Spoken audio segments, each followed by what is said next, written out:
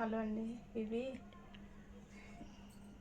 Hello అండి ఇవి మనం ఎండి సామాన్లు ఎత్తడి రాగి తోముకోవడానికి చేపిస్తున్నాను.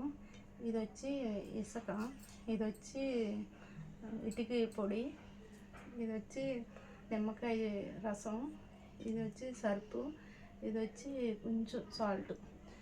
ఎందుకంటే ఇది మనం సర్ఫ్ ఎందుకు వేస్తున్నానంటే కొంచెం జిడ్డు ఉంటాయి కదా మనం దేవుని సామాన్లు అవి తోమేటప్పుడు దానికి పోతుంది. ఈ రాగి అవి తోమేటప్పుడు కొంచెం సాల్ట్ వేస్తే రాగి తెల్లగా వచ్చేస్తుంది. ఇవన్నీ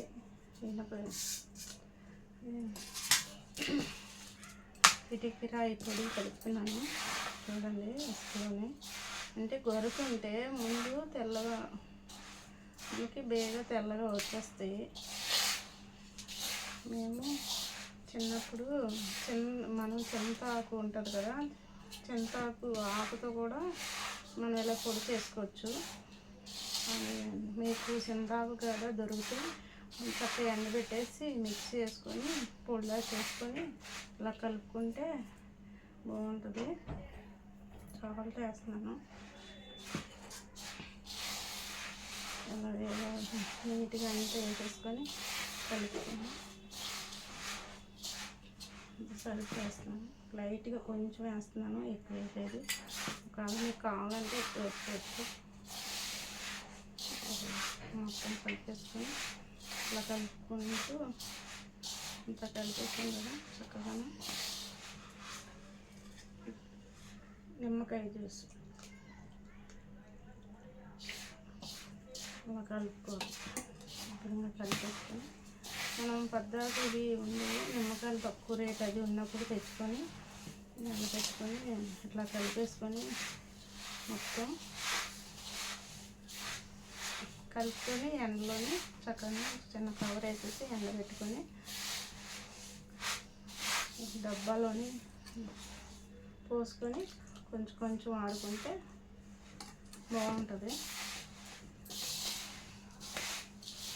కంపల్సరీ ఎండబెట్టుకోవాలి. ఏంటంటే ఇది లైట్గా కాదు, నేను టిక్కుగా కలుపుతున్నాను.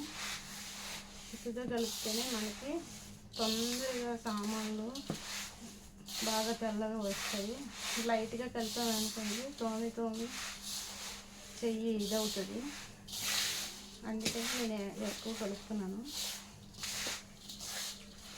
ఇట్లా కలిపేసుకుంటే నేను ఎప్పుడు ఇలా కలిపి పెట్టుకుంటాను. దేవుని సామాన్లు, ఇత్తడి సామాన్లు మా చిన్నప్పుడు మా అమ్మలు అట్లాగే చేసి అప్పుడంటే దంచుకునేవాళ్ళు. ఇప్పుడు మనకు మిక్సీలు అది వచ్చాయి కదా. ఇప్పుడు నేను ఇది ఎండలో ఎండబెట్టేస్తాను. ఎండబెట్టేస్తే పొడి అయిపోద్ది. అప్పుడు ఒక డబ్బాలోనే పోసేసి పెట్టుకుని మీరు కూడా ఒకసారి ఇలా ట్రై చేయండి, బాగుంటుంది. తొందరగానే మనకి సామాన్లతో జిడ్డుపోతుంది, ప్లస్ తెల్లగా వచ్చేస్తుంది. ఇది ఎండలోనే చిన్న కవర్ వేసేసి ఆ కవర్ మీద పోసి పెట్టేయడమే. ఇక చూడండి తోముతాను ఎంత తెల్లగా వస్తుందో.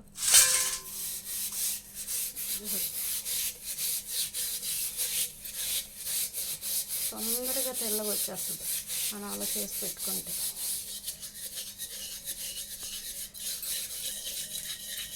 మా నాన్నమ్మలు చేసేవాళ్ళు. మా చిన్నప్పుడు మా అమ్మ ఓ దాంట్లోనప్పుడు చిన్న చిన్న కుండలు ఉండేవి, దాంట్లోనే వేసి పెట్టుకునేవారు. అప్పుడు ఇత్తడి సామాన్లు ఎక్కువ కదా, ఇప్పుడంటే ఇవన్నీ వాడుతున్నారు కానీ అప్పుడు అన్నీ ఇత్తడివే. వాటికి ఇలాగ చక్కగా ఇలా వేసి పెట్టేసుకునేవారు. అప్పుడు తీసుకొని వాడుకునేవారు. ఇది చూడండి నేను తీయాలనే ఇది ఇప్పుడు చేస్తున్నాను. రాయి చూపించాను కదా, మీకు ఎత్తడిది కూడా చూపిస్తున్నాను ఎంత తెల్లగా వస్తాయనేది. గరుకుంటే తొందరగానే వచ్చేస్తుంది. నేను ఉత్తి చేతితోటే రుద్దుతున్నాను చూడండి. మీరు పీస్ వేసైనా రుద్దుకోవచ్చు, కానీ ఇది గొరుగ్గా ఉండదు కనుక మనకి ఇంకేం పీస్ అది అక్కర్లేదు. మనం ఇట్లా రుద్దేసుకోవచ్చు, చక్కగా నీట్గా వచ్చేస్తాయి. కడిగి చూపిస్తాను.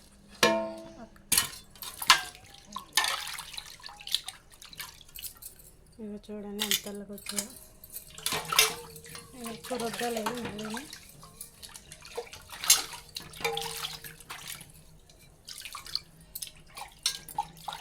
ఇవి చూడండి ఎంత తెల్లగా వచ్చాయో. అట్లాగా మీరు కూడా ఒకసారి ట్రై చేయండి. ఇది మాత్రం కంపల్సరిగా ఎండలోని ప్లాస్టిక్ పట్ట ఏదైనా వేసి ఎండబెడితే చక్కగా ఈ తడి అంతా లాగేస్తుంది, పొడిగా అయిపోద్ది. అప్పుడు మనం ఏదైనా డబ్బాలో ఎత్తి పెట్టుకోవాలి.